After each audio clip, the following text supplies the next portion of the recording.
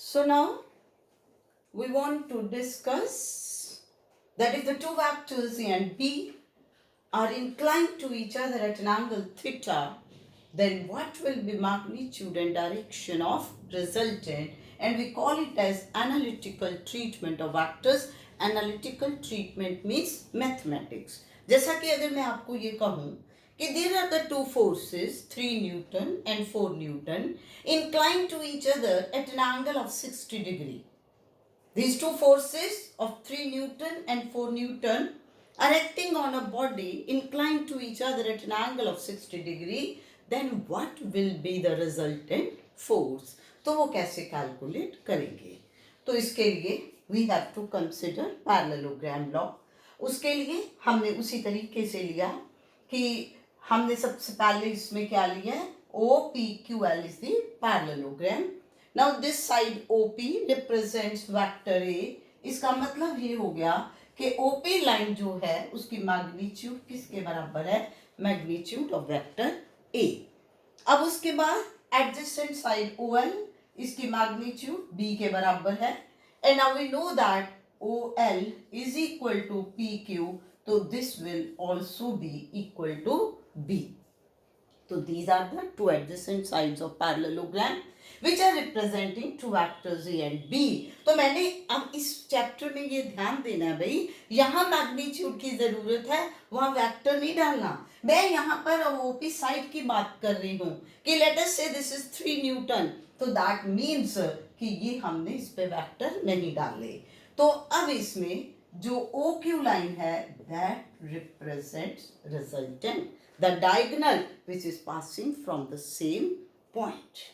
और उसके बाद इसमें angle POQ is equal to theta, that is the angle by which the two vectors A and B are inclined to each other. तो ये हमें given है, A and B inclined to each other at an angle theta. हमने parallelogram के ऊपर इस तरीके से शो कर दिया. अब है how to calculate magnitude of resultant vector, कि दोनों का जो रिजल्टेंट है, जो सम है, उसकी मैग्नीट्यूड हम किस तरीके से फाइंड करेंगे. उसके लिए सबसे पहले हमने क्या किया, we produce this line OP to the point M and we draw perpendicular from point Q on this line which is produced from OP onwards. तो अब अगर आप इसमें ध्यान से देखें तो what will be this angle MPQ, ये वाला एंगल कितना होगा, it will be the same as this angle, क्योंकि ये क्या है, ये दो पैरेलल लाइंस हैं और ये OP उसे बाइसेक्ट कर रही है. ये कौन से एंगल्स हैं, corresponding angles, that means this angle is also equal to theta. अब आपने इस एंगल को थीटा ले लिया. Now you consider triangle PQM. इस PQM ट्राइंगल के अंदर अब आप क्या देख रहे हो कि this is right angle triangle and here we can apply trigonometric ratios. तो what is cos theta? Cos theta is base upon hypotenuse. तो इस ट्राइंगल में बेस क्या है, PM, and hypotenuse is PQ. तो that means what is PM? PM is equal to PQ into cos of theta. और PQ किसके बराबर है, अब अगर आप इसमें ध्यान से देखें तो ये आपके पास PQB के बराबर है. तो that means हमारे पास ये आ गया कि PM is equal to B cos of theta. Similarly, we consider sin theta.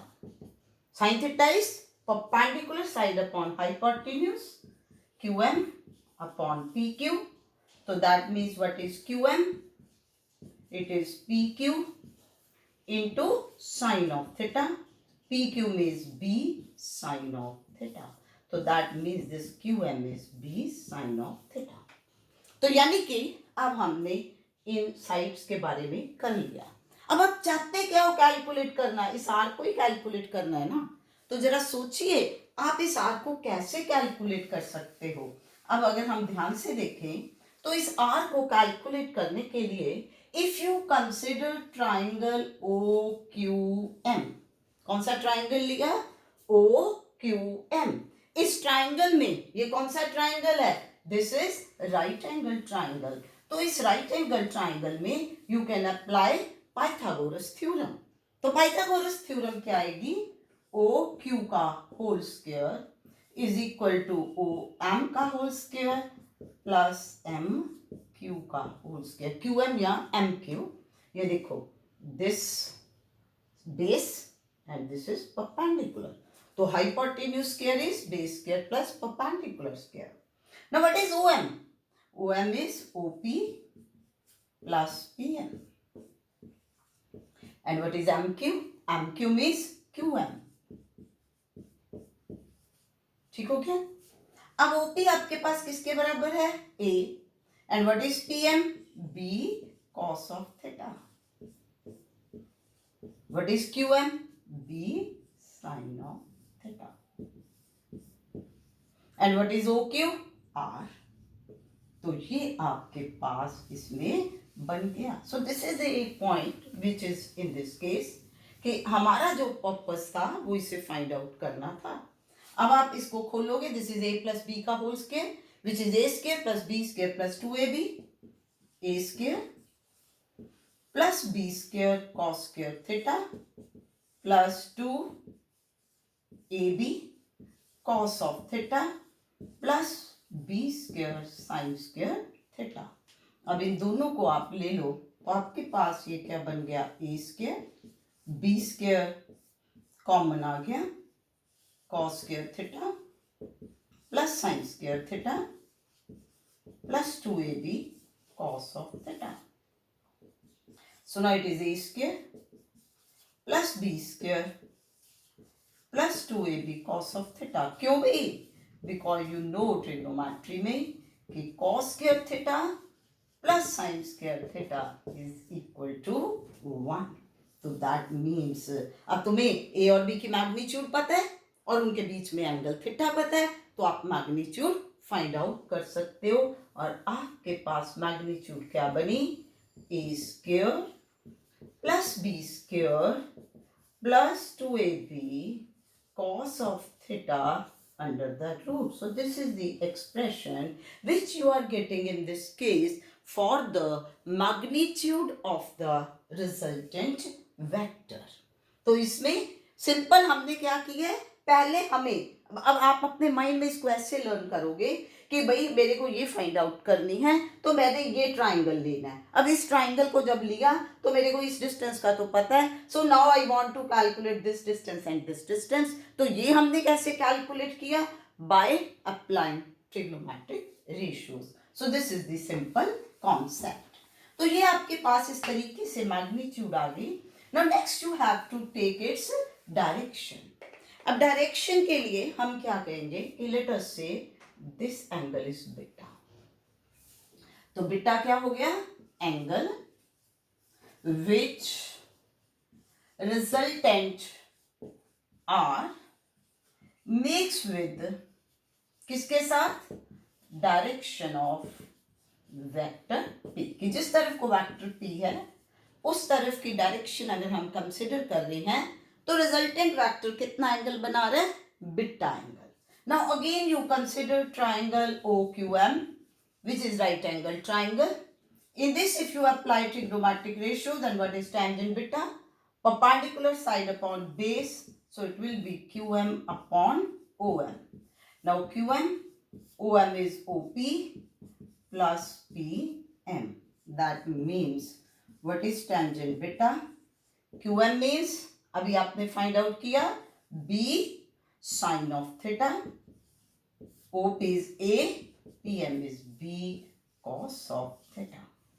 So that means यहाँ से आपके पास now know the values of A and B and you know the angle theta. तो आपके पास मान लो एंगल 45 डिग्री है तो we know the value of cos 45 degree, we know the value of sin 45 degree. तो आपके पास ये टेंजेंट बीटा सिंपली एक क्या आ जाएगा? नंबर आ जाएगा.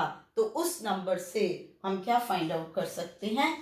टेंजेंट बीटा की वैल्यू फाइंड आउट कर सकते हैं. सो this is the formula that if the two vectors A and B are inclined to each other at an angle theta, then magnitude of resultant vector is given by this and its direction is given by this. और अब हम इस concept को लेकर के इसके ऊपर कितने कंसेप्चुअल प्रॉब्लम्स बनते हैं, क्या क्या डिफरेंट स्पेशल केसेस बनते हैं, वो सारा डिस्कस करेंगे. लेकिन आप पहले अपने माइंड में इस चीज की क्लैरिटी करिए कि what is the meaning of resultant vector, what is the meaning of addition of two vectors. तो किस तरीके से हमने इस कॉन्सेप्ट को लेकर के चलना है. Thank you.